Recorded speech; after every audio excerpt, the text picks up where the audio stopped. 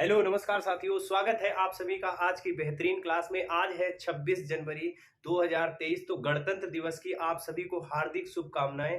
तो शुरू करते हैं आज की क्लास बिना देरी के। वीडियो को ज़्यादा से ज़्यादा शेयर कर दें सभी दोस्तों के साथ, और चैनल पर अगर नए हैं तो चैनल को सब्सक्राइब करना ना भूलें। शुरू करते हैं आज की क्लास। आज का पहला प्रश्न है, उत्तर प्रदेश का स्थापना दिवस मनाया गया। उत्तर प्रदेश का स्थापना दिवस कब मनाया गया? तो 24 जनवरी को प्रत्येक वर्ष उत्तर प्रदेश का स्थापना दिवस मनाया जाता है। अब कब से इसकी शुरुआत हुई जानते हैं। तो 24 जनवरी 1950, 24 जनवरी 1950 को उत्तर प्रदेश अस्तित्व में आया। इससे पहले उत्तर प्रदेश को संयुक्त प्रांत के नाम से जाना जाता था। तो उत्तर प्रदेश 24 जनवरी 1950 से कब बना? उत्तर प्रदेश 1950 24 जनवरी। इसीलिए 24 जनवरी को प्रत्येक वर्ष उत्तर प्रदेश का स्थापना दिवस मनाया जाता है। अब देखिएगा, स्थापना दिवस मनाए जाने की शुरुआत कब से हुई? राम नाईक राज्यपाल थे यहाँ के। कब? 2017 से इसकी शुरुआत हुई, जब राम नाईक यहाँ के राज्यपाल थे। 2017 से दिवस मनाया जाता है। दिवस मनाया जाता है, मनाया जाता।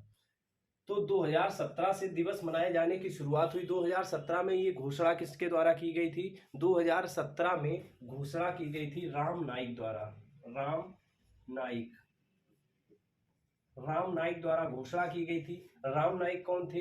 गवर्नर या राज्यपाल। तो उत्तर प्रदेश के 2017 में राज्यपाल कौन थे? राम नाईक जी। और वर्तमान में अगर राज्यपाल की बात करते हैं वर्तमान में, तो आनंदीबेन पटेल हैं। कौन है? आनंदीबेन पटेल वर्तमान में उत्तर प्रदेश की राज्यपाल हैं। अब देखिएगा, अब 2017 से इसकी शुरुआत हुई। 2018 से सभी सरकारी विभागों द्वारा, 2018 से, कब से? 2018 से सभी सरकारी विभागों द्वारा, सभी सरकारी विभागों या इसमें सभी सरकारी विभाग शामिल हुए। सभी सरकारी विभाग शामिल। सभी इसमें सरकारी विभाग कब शामिल हुए? अगर ये क्वेश्चन पूछा जाए कि 2018 से इसमें सभी सरकारी विभाग शामिल हुए, तब से 2018 से इसमें सभी सरकारी विभाग जब से शामिल हुए, तब से ये 3 दिवसीय मनाया जाता है। कितने दिवसीय? 3 दिवसीय। 3 दिवसीय इसका आयोजन किया जाता है। तो उत्तर प्रदेश, अब देखिएगा, ये जो 3 दिवसीय मनाया गया है 2023 में, इसकी थीम क्या रही? इसकी थीम की बात करते हैं। इसमें सभी सरकारी विभाग शामिल हुए हैं। 2023 की थीम तो जोरदारी से सुनी होगी आपने, पहले से ही चल रही है। माननीय मुख्यमंत्री योगी आदित्यनाथ जी मुंबई और अन्य जगहों पर यात्रा करते रहे, जाते रहे। निवेश के लिए, काहे के लिए? निवेश के लिए, रोजगार को बढ़ावा एवं निवेश के लिए। तो निवेश एवं रोजगार 2023 की जो थीम है, 2023 की थीम निवेश एवं रोजगार, ये आपको याद रखना है। निवेश एवं रोजगार उत्तर प्रदेश दिवस 2023 की थीम है। 2018 से सभी सरकारी विभाग इसमें शामिल हुए, तब से 3 दिवसीय मनाया जाता है। 2017 से इसकी शुरुआत हुई और 24 जनवरी 1950 को उत्तर प्रदेश अस्तित्व में आया। अब देखिएगा, उत्तर प्रदेश के वर्तमान की बात करते हैं। उत्तर प्रदेश वर्तमान में अगर जनसंख्या के हिसाब से देखा जाए तो भारत का पहला राज्य है, और अगर क्षेत्रफल के हिसाब से देखा जाए तो चौथा। एरिया के हिसाब से फोर्थ है, और जनसंख्या के मामले की अगर बात करते हैं तो पहला स्थान है। कौन सा? जनसंख्या के मामले में पहला स्थान, और एरिया या क्षेत्रफल के हिसाब से चौथा स्थान रखता है। उत्तर प्रदेश के वर्तमान में मुख्यमंत्री योगी आदित्यनाथ एवं आनंदीबेन पटेल यहाँ की राज्यपाल। अगर सीटों की बात करते हैं, जिले हैं 75, और सीटें, विधान परिषद की सीटें यहाँ पर देखिए, द्विसदनीय विधानसभा है। तो विधानसभा की सीटें, विधान परिषद की अगर बात करते हैं तो 100 सीटें हैं। विधानसभा की बात करते हैं तो कितनी सीटें हैं? 403। विधानसभा की 403 सीटें हैं। और अगर राज्यसभा की बात करते हैं, राज्यसभा और लोकसभा, राज्यसभा की 31 और लोकसभा की 80 सीटें हैं। ये थी सीटें अब देखिएगा आगे, हिमाचल प्रदेश का स्थापना दिवस मनाया जाता है। हिमाचल प्रदेश के वर्तमान में सीएम, वहां पर सीएम कौन बने ये भी आपको याद रखना है। जो अभी हाल ही में कुछ दिन पहले चुनाव हुए थे वो सीएम आपको जरूर याद रखना है। तो सुखविंदर सिंह सुक्खू वहां पर सीएम है। हिमाचल प्रदेश का स्थापना दिवस 25 जनवरी को मनाया जाता है। अब 25 जनवरी को क्यों मनाया जाता है? 1971 को पूर्ण राज्य इंदिरा गांधी द्वारा इसको घोषित किया गया था। कब? 1971 में 25 जनवरी 25 जनवरी 1971 को पूर्ण राज्य घोषित किया गया था। अगर वर्तमान में वहां के सीएम की बात करें तो सुखविंदर सिंह सुक्खू। सीएम कौन है वहां पर? सीएम सुखविंदर सिंह सुक्खू। आगे देखिएगा, राष्ट्रीय युवा दिवस राष्ट्रीय युवा दिवस कब मनाया जाता है? 12 जनवरी को। कब? 12 जनवरी को राष्ट्रीय युवा दिवस मनाया जाता है, स्वामी विवेकानंद जी की जयंती के अवसर पर। राष्ट्रीय युवा दिवस 12 जनवरी। आगे देखिएगा, विश्व हिंदी दिवस की अगर बात करते हैं तो विश्व हिंदी दिवस कब मनाया जाता है? 10 जनवरी को प्रत्येक वर्ष विश्व हिंदी दिवस मनाया जाता है, 10 जनवरी को।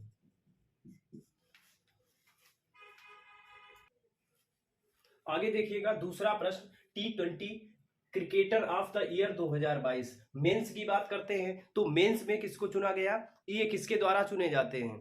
देखिएगा, T20 cricketer of the year 2022। अब वर्ष 2022 की बात करते हैं। 2022 में सबसे तेज बल्लेबाज कौन रहा है? सबसे नंबर 1 पर बल्लेबाज कौन रहा है T20 में? तो T20 में क्रिकेटर ऑफ द ईयर 2022 किसे चुना गया? अब मेंस की अगर बात करते हैं और वीमेंस की बात करते हैं, मेंस में किसे चुना गया और वीमेंस में किसे चुना गया? तो मेंस में भारतीय और वीमेंस की अगर बात करते हैं तो ऑस्ट्रेलियन खिलाड़ी हैं। देखिएगा, T20 अब ये किसके द्वारा चुना जाता है? आईसीसी द्वारा। आईसीसी की अगर बात करते हैं 1909 में इसकी स्थापना हुई थी। कब? 1909। आईसीसी, ग्रेग बर्गले इसके अध्यक्ष हैं वर्तमान में, ग्रेग बर्गले, जिनका 2 साल का कार्यकाल बढ़ाया गया था। ICC, international cricket council. अब देखिएगा, इसके हेड कौन है? Greg Berkeley. और हेडक्वार्टर की अगर बात करते हैं, हेडक्वार्टर कहां पर है?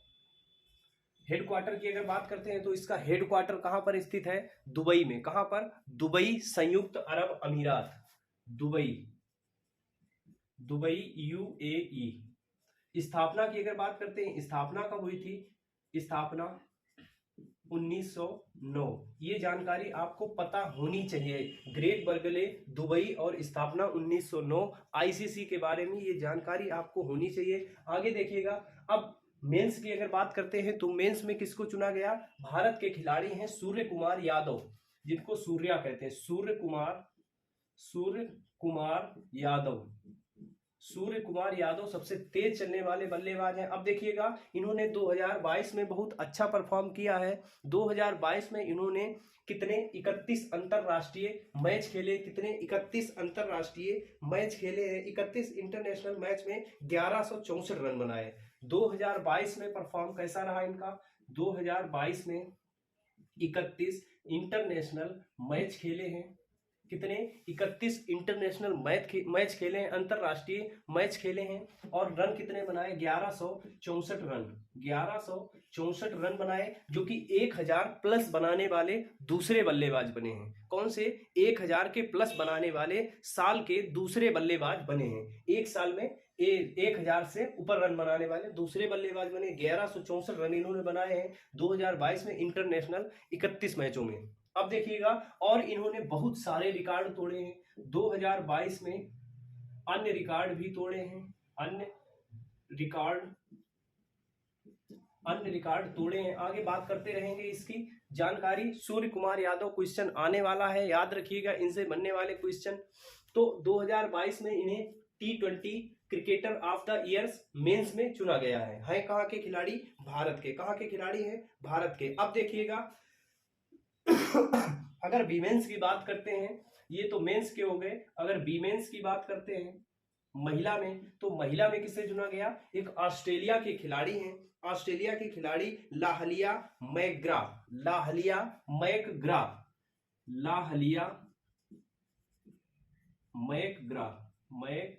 मैग्रा।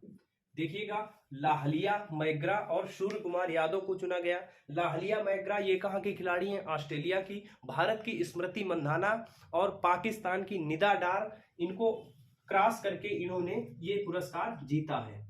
देखिएगा, है कहाँ की? ऑस्ट्रेलिया की। ऑस्ट्रेलिया की खिलाड़ी हैं। भारत की स्मृति मंधाना, स्मृति मंधाना, स्मृति मंधाना और भारत की स्मृति मंधाना और पाकिस्तान की निदा डार, इंग्लैंड की भी एक खिलाड़ी, उनका रिकॉर्ड तो उनको पीछे छोड़कर इन्होंने ये पुरस्कार जीता है। तो भारत की स्मृति मंधाना, पाकिस्तान की निदा डार को पीछे छोड़ा, इनको पीछे छोड़कर इन्होंने ये रिकॉर्ड जीता है, अपने नाम किया है। तो ये याद रखना, T20 men's cricketer of the year Surya Kumar Yadav, T20 women's cricketer of the year 2022 Tahlia McGrath. तो लाहलिया और सूर्य कुमार यादव को चुना गया। आगे देखिएगा, बेलिंडा क्लार्क। बेलिंडा क्लार्क भी कहाँ की खिलाड़ी हैं? ये भी एक खिलाड़ी है, क्रिकेटर हैं। कहाँ की है? ऑस्ट्रेलिया की। ऑस्ट्रेलिया की ये बल्लेबाज हैं। कहाँ की? ऑस्ट्रेलिया की। ऑस्ट्रेलिया की खिलाड़ी हैं ये, ऑस्ट्रेलिया की क्रिकेटर, ऑस्ट्रेलिया की क्रिकेटर हैं, महिला क्रिकेटर हैं, बेलिंडा क्लार्क। इन्होंने क्या किया है? देखिएगा, इनकी एक मूर्ति बनाई गई जिसका अनावरण किया गया। किसकी मूर्ति बनाई गई? इन्हीं की एक मूर्ति बनाई गई, इसका अनावरण किया गया। तो इन्हीं के द्वारा मूर्ति का अनावरण, अनावरण ऐसा करने वाली पहली महिला खिलाड़ी बनी है। ऐसा करने वाली पहली महिला खिलाड़ी बनी है जिन्होंने अपनी मूर्ति का अनावरण किया है। तो ये क्रिकेट से संबंधित है, ऑस्ट्रेलिया की हैं, बेलिंडा क्लार्क, आपको याद रखना है। आगे देखिएगा, 78वें ग्रैंड मास्टर बने हैं। 78वें ग्रैंड मास्टर कौन बने थे? अभी हमने पढ़ाया था इसको, चटर्जी नाम था। क्या नाम था? चटर्जी। और चटर्जी कहाँ से याद रखा कराया था? चटर्जी बनर्जी कहाँ के होते हैं? चटर्जी बनर्जी घोष बोस ये सब कहाँ के होते हैं? ज्यादातर पश्चिम बंगाल के। तो कौस्तव चटर्जी नाम था। क्या नाम था? कौस्तव चटर्जी। कौस्तव चटर्जी इनका नाम था। थे कहाँ के? पश्चिम बंगाल के। आगे देखिएगा, आईपीएल के सबसे महंगे खिलाड़ी। तो आईपीएल के इतिहास में सबसे महंगे खिलाड़ी इंग्लैंड के चुने गए, 18.5 करोड़ के। कितने के? 18.5 करोड़ के आईपीएल के सबसे महंगे खिलाड़ी चुने गए, इंग्लैंड के थे। सैम करन नाम था। नाम क्या था? Sam Curran. तो आईपीएल इतिहास के सबसे महंगे खिलाड़ी सैम करन, इंग्लैंड। कहाँ के? इंग्लैंड। आईपीएल के बारे में आप सभी को पता होना चाहिए। इंग्लैंड 18.5 करोड़, 18.50 करोड़। देखिएगा, आईपीएल के बारे में आपको पता होना चाहिए। आईपीएल सबसे ज्यादा जीतने वाली कौन सी टीम है और शुरुआत कब हुई? पहली टीम किसने जीती? तो पहली बार आईपीएल 2008 में इसकी शुरुआत हुई थी। पहली बार कौन सी टीम जीती थी? राजस्थान रॉयल्स। इसके बाद अगर बात करते हैं सबसे ज्यादा की बात, तो सबसे ज्यादा किसने जीता है? मुंबई इंडियंस ने। और अगर 2022 की बात करते हैं, 2022 में किसने जीता? तो 2022 में किसने जीता था? एक नई टीमें 2 बनाई गई थी। अब वर्तमान में कितनी? 10 टीमें हैं। तो 2 नई टीमें बनाई गई थी, गुजरात और लखनऊ। तो जीता किसने था? गुजरात टाइटंस ने। आगे देखिएगा, बेथ मीड, इनके बारे में भी आपको पता होना चाहिए। बीबीसी द्वारा sport person of the year 2022 चुना गया। बीबीसी के द्वारा, किसके द्वारा? बीबीसी के द्वारा sport person of the year चुना गया। Sport person of the year किसके द्वारा? बीबीसी के द्वारा sport person of the year Beth Mead को चुना गया। आगे देखिएगा, तीसरा प्रश्न, राष्ट्रीय मतदाता दिवस। राष्ट्रीय मतदाता दिवस कब मनाया जाता है, क्यों मनाया जाता है, इसकी बात करते हैं। तो राष्ट्रीय मतदाता दिवस 25 जनवरी को प्रत्येक वर्ष मनाया जाता है। अब देखिए, राष्ट्रीय मतदाता दिवस की शुरुआत क्यों हुई, क्यों मनाया जाता है? राष्ट्रीय मतदाता दिवस जब निर्वाचन आयोग का गठन हुआ था, तो निर्वाचन आयोग का गठन हुआ था, उसी दिनांक को, उसी तारीख को मनाया जाता है। देखिएगा, 25 जनवरी 1950। कब? 25 जनवरी 1950। याद करिएगा, उत्तर प्रदेश की स्थापना 24 जनवरी 1950। तो 25 जनवरी को राष्ट्रीय मतदाता दिवस की स्थापना, निर्वाचन आयोग की स्थापना हुई थी। कब? 25 जनवरी 25 जनवरी 1950 को भारतीय निर्वाचन आयोग, भारतीय निर्वाचन आयोग, निर्वाचन आयोग, भारतीय निर्वाचन आयोग की स्थापना हुई थी 25 जनवरी 1950 को, भारतीय निर्वाचन आयोग। अब देखिएगा 25 जनवरी को स्थापना हुई थी। अब 25 जनवरी 1950 से तो मनाया नहीं जा रहा है, तो मनाया कब जाता है, कब से इसकी शुरुआत हुई? 2011 से इसकी शुरुआत हुई। कब से? 25 जनवरी 2011 से शुरुआत, 2011, 25 जनवरी 2011 से इस दिवस को मनाए जाने की शुरुआत हुई। अब भारतीय निर्वाचन आयोग की बात करते हैं। 25 जनवरी 1950 को 25 जनवरी को मतदाता दिवस के रूप में मनाते हैं। किसके रूप में? 25 जनवरी को मतदाता दिवस, मतदाता दिवस, मतदाता दिवस। ये याद रखिएगा, इंपॉर्टेंट क्वेश्चन है। मतदाता दिवस कब मनाया जाता है? 25 जनवरी को, भारतीय निर्वाचन आयोग। अब देखिएगा भारतीय निर्वाचन आयोग के प्रथम कौन थे अध्यक्ष? भारतीय निर्वाचन आयोग के प्रथम आयुक्त, प्रथम आयुक्त कौन थे? प्रथम आयुक्त की अगर बात करते हैं, प्रथम आयुक्त और वर्तमान में आयुक्त, प्रथम आयुक्त और वर्तमान में आयुक्त, ये याद रखिएगा।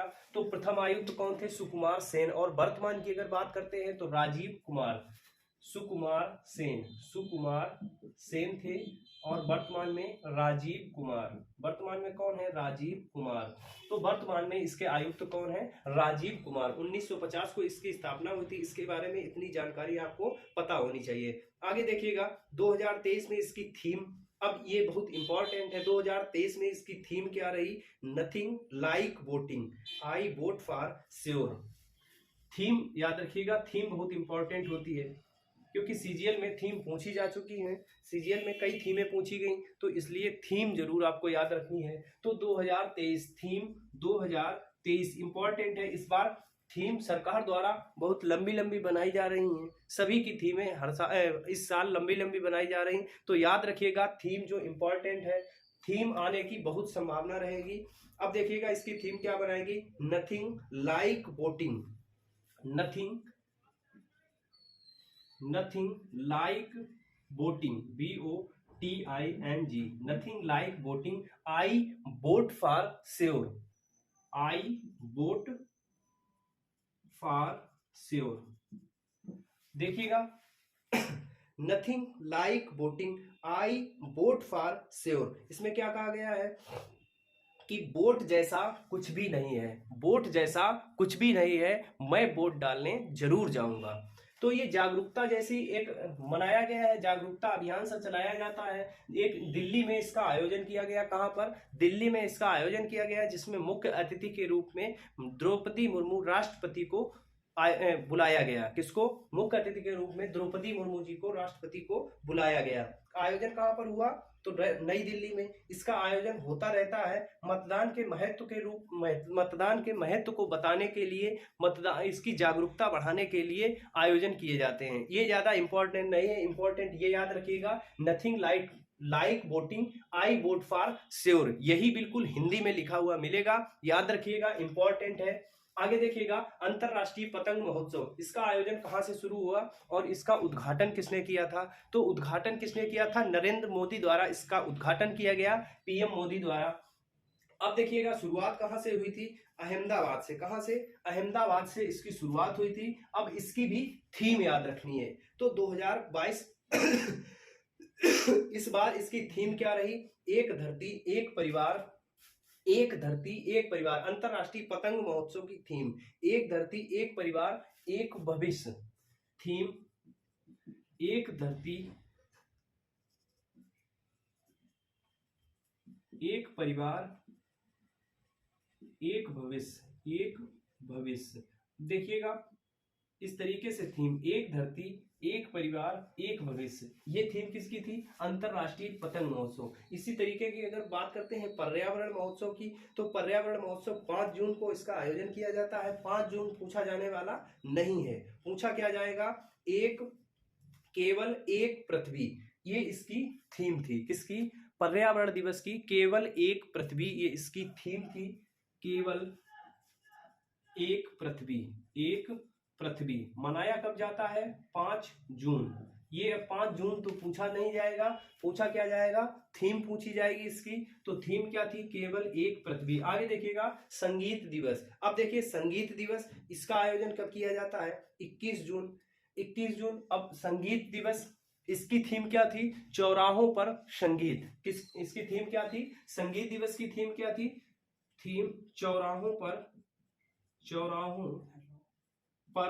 संगीत। चौराहों पर संगीत, ये भी याद रखिएगा।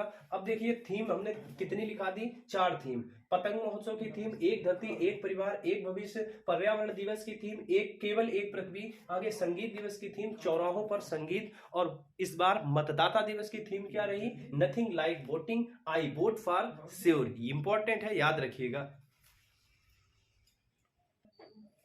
आगे देखिएगा चौथा प्रश्न, टाटा ट्रस्ट के सीईओ बनाए गए। टाटा ट्रस्ट एक कंपनी है जिसका टाटा सन्स में 66% शेयर है। कितना, 66% शेयर है। टाटा ट्रस्ट किसकी कंपनी है, तो देखिएगा टाटा सन्स का, इसमें टाटा सन्स में, इसका टाटा सन्स में 66% शेयर, टाटा सन्स में इसका 66% शेयर है। टाटा ट्रस्ट। अब इसके सीईओ कौन बनाए गए हैं, तो सीईओ की बात करते हैं, मुख्य कार्यकारी अधिकारी। सीईओ कौन होते हैं, मुख्य कार्यकारी अधिकारी सिद्धार्थ शर्मा। सिद्धार्थ शर्मा कौन बनाए गए, सिद्धार्थ शर्मा मुख्य कार्यकारी अधिकारी बनाए गए। अधिकारी, तो मुख्य कार्यकारी अधिकारी मतलब सीईओ बनाए गए। अब देखिएगा एक तो ये सीईओ बनाए गए, एक दूसरी सीओओ बनाएंगे, सीओओ। अब सीओओ की बात करते हैं तो ये क्या होता है, मुख्य परिचालन अधिकारी। अपर्णा उपल्लूरी, अपर्णा उपल्लूरी, अपर्णा उपल्लूरी किसको बनाया गया, अपर्णा उपल्लूरी को बनाया गया। ये क्या है, तो सीईओ मुख्य कार्यकारी अधिकारी होता है और सीओओ मुख्य परिचालन अधिकारी। मुख्य परिचालन अधिकारी, मुख्य परिचालन अधिकारी, मुख्य परिचालन अधिकारी। आगे देखिएगा, बस इसके बारे में, टाटा ट्रस्ट के बारे में इतनी ही जानकारी आपको जरूरी है कि टाटा ट्रस्ट के सीईओ कौन बनाए गए। सीईओ कौन है, सिद्धार्थ शर्मा, ये नाम आपको याद रखना है। आगे देखिएगा आईपीएल टीम, आईपीएल महिला की सबसे महंगी टीम चुनी गई। आईपीएल महिला टीम की, देखिएगा आईपीएल में महिला टीमों का वितरण हुआ है, तो सबसे महंगी टीम किसने खरीदी है, अडानी की कंपनी ने। किसने, अडानी स्पोर्ट ने।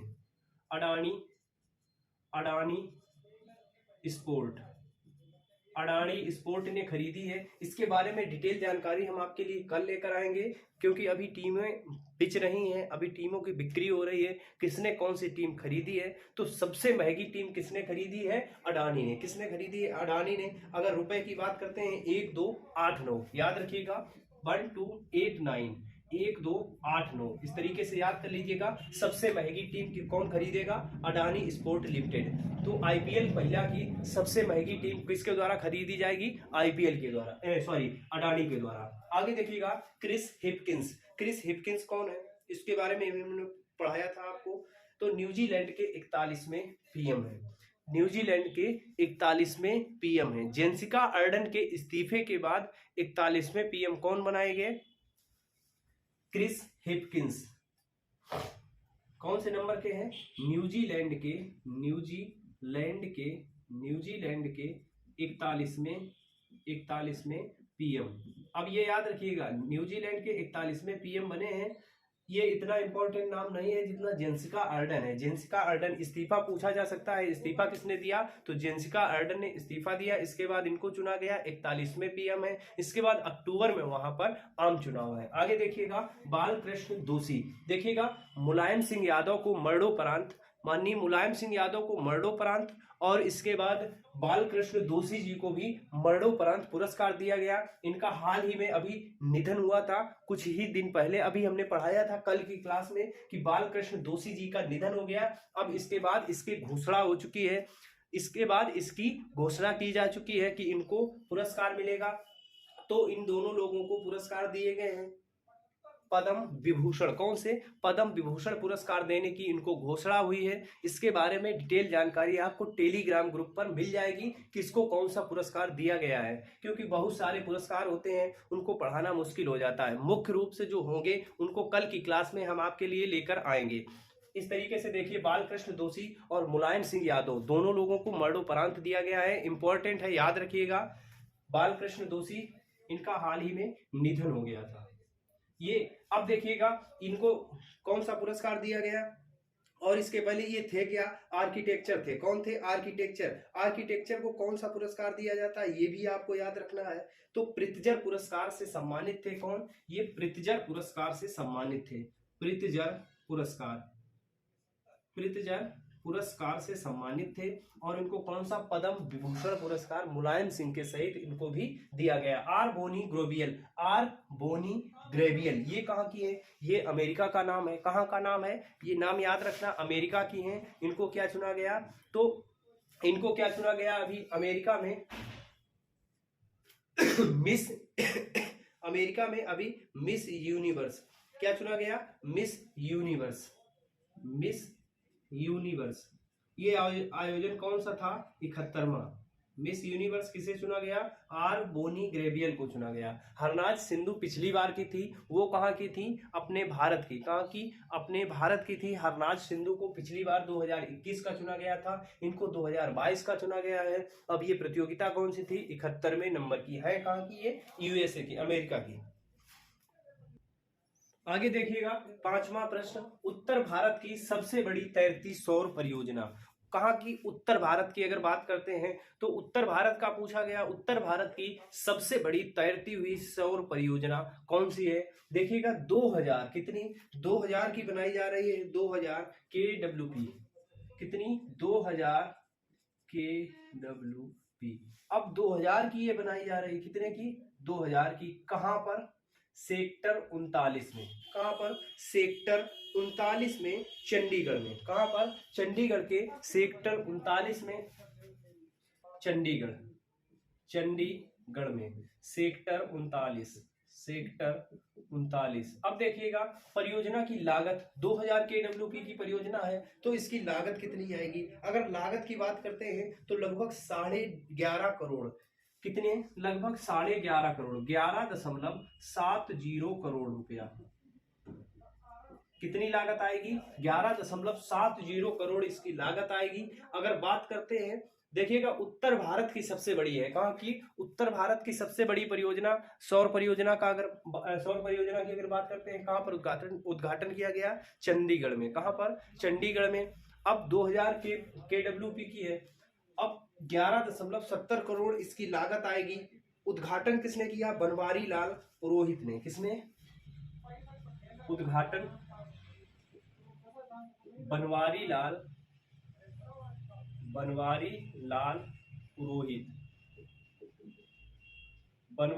पुरोहित ने इसका उद्घाटन किया। बनवारी लाल पुरोहित कौन है, अब देखिएगा चंडीगढ़ के प्रशासक है। कौन है, चंडीगढ़ के प्रशासक है बनवारी लाल पुरोहित। तो चंडीगढ़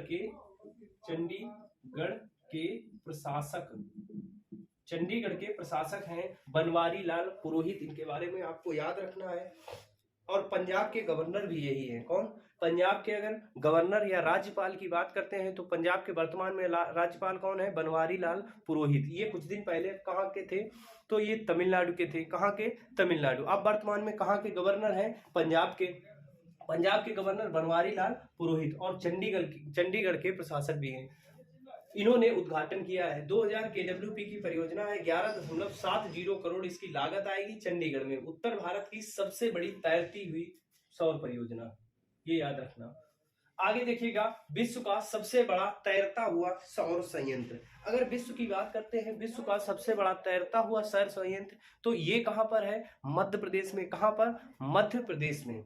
अब मध्य प्रदेश में कहां पर है, तो मध्य प्रदेश में कहां पर है, ओमकारेश्वर बांध। कौन सा, ओमकारेश्वर बांध, खंडवा में। कहां पर, ओमकारेश्वर बांध, ये याद रखना, ओमकारेश्वर बांध। ये किस नदी पर है, ओमकारेश्वर बांध। ये नदी आपको पता होनी चाहिए किस नदी पर है कहां पर, खंडवा मध्य प्रदेश। कहां पर? खंडवा मध्य प्रदेश में। अब ओमकारेश्वर बांध ये है किस नदी पर? तो नर्मदा नदी पर। किस पे है? नर्मदा नदी पर। ये याद रखना आपको, ओमकारेश्वर बांध नर्मदा नदी और कहां पर? मध्य प्रदेश, खंडवा। आगे देखिएगा, दुनिया का सबसे लंबा कैलीग्राफ म्यूरल ये कहां पर? तो ये हमने कल पढ़ाया था, दुनिया का सबसे लंबा एक भित्ति चित्र बनाया गया है, सड़क पर बनाया गया है, 75 किलोमीटर इसकी लंबाई है। तो ग्रैंड मस्जिद से, कौन सी? ग्रैंड मस्जिद से और मक्का तक 75 किलोमीटर। ग्रैंड मस्जिद से मक्का 75 किलोमीटर इसकी लंबाई है, 75 किलोमीटर लंबाई है, जो कि विश्व का सबसे लंबा है। आगे देखिएगा, एमवी गंगा विलास ये भी सबसे लंबा है। एमवी गंगा विलास सबसे लंबा नदी क्रूज है। कौन सा? सबसे लंबा नदी क्रूज है, सबसे लंबा नदी क्रूज। अब देखिएगा, सबसे लंबा नदी क्रूज है, ये यात्रा कितनी करेगा? 3200 किलोमीटर की लगभग यात्रा करेगा। भारत बांग्लादेश होते हुए फिर से भारत में प्रवेश करेगा। काशी बनारस, काशी में इसका उद्घाटन किया गया या जलावतरण किया गया या हरी झंडी दिखाई गई। किसके द्वारा? पीएम मोदी द्वारा हरी झंडी इसको दिखाई गई। आगे देखिएगा, अस्का थाना भारत का सबसे नंबर 1 पुलिस स्टेशन चुना गया 2022 का। तो 2022 का सबसे नंबर 1 पुलिस स्टेशन चुना गया, 2022 का नंबर वन पुलिस स्टेशन चुना गया। पुलिस स्टेशन, अब देश का नंबर 1 पुलिस स्टेशन किससे चुना गया? अस्का थाना है कहां पर? गंजम जिले में, उड़ीसा में। गंजम जिले में, उड़ीसा में, गंजम जिले। अब देखिए, गंजम भी याद रखना है। गंजम तट कहां पर है? उड़ीसा में, जहां पर ओडिबे रिडले कछुए प्रत्येक वर्ष अपने प्रजनन का केंद्र बनाते हैं। तो ये भी उड़ीसा में है, याद रखिएगा। अस्का थाना कहां पर है? गंजम जिले में, याद रखिएगा। इसी तरीके के बेहतरीन प्रश्नों के लिए बने रहिए। अपने आपके चैनल, हमारे चैनल, इसको सब्सक्राइब करिएगा, ज्यादा से ज्यादा वीडियो को शेयर करिएगा, और वीडियो अगर अच्छा लगा हो तो लाइक जरूर करें। नमस्कार, जय हिंद।